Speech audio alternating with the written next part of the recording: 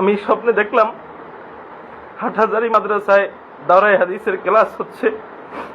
সেই ক্লাসে দর্শ দিচ্ছেন আকায়ে নামদার তাজদারে মদিনা মুহাম্মদুর রাসূলুল্লাহ সাল্লাল্লাহু আলাইহি।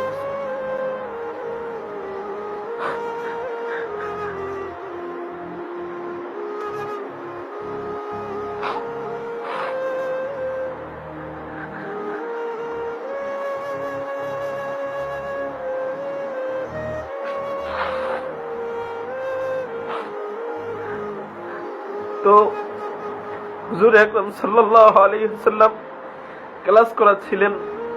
তো আমি হাটহাজারী মাদ্রাসার যে দাওরায়ে হাদিসের দারুল হাদিসের যে রুম, এই রুমে আমি ঢুকতে চাইলাম। ছাত্ররা বলতেছে যে হযরত ক্লাস করতেছে, এই মুহূর্তে ঢোকা যাবে না, ঢোকার অনুমতি নাই, হযরতের সাথে দেখা করতে চাইলে আপনি অপেক্ষা করেন। তো আমি অনেক কান্নাকাটি করতেছি যে হযরতের সাথে আমি দেখা করব, হুজুর আকরাম সাল্লাল্লাহু আলাইহি ওয়াসাল্লামকে আমি দেখব, আমাকে যেতে দিন। কিন্তু আমাকে কোনোভাবে ভিতরে যেতে দেওয়া হচ্ছিল না। তো আমি ওখানে দাঁড়িয়ে দাঁড়িয়ে অপেক্ষা করতেছিলাম যে হযরত কখন আসবেন, হযরতের সাথে সাক্ষাৎ করব। তো হযরত ক্লাস শেষ করার পর ক্লাস থেকে বের হয়েছেন। বের হওয়ার অনেক ছাত্ররা হযরতের পিছনে পিছনে আসতেছেন।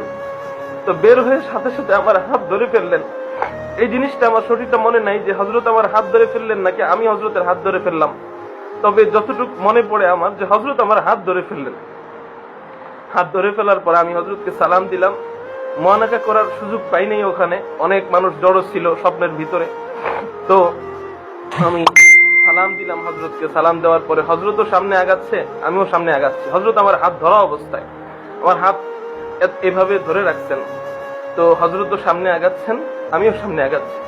কিছুক্ষণ পর দেখলাম যে একটা বিরানির ডেগের মতো একটা ডেগ পাতিলা।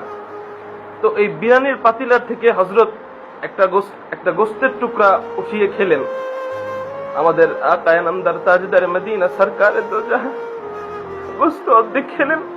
খাওয়ার পরে বাকি গোস্তের টুকরা আমার হাতে দিলেন, বললেন এটা তুমি খাও। পরে আমার যতটুকু মনে পড়ে সেই গোস্তের টুকরা আমি খেলাম।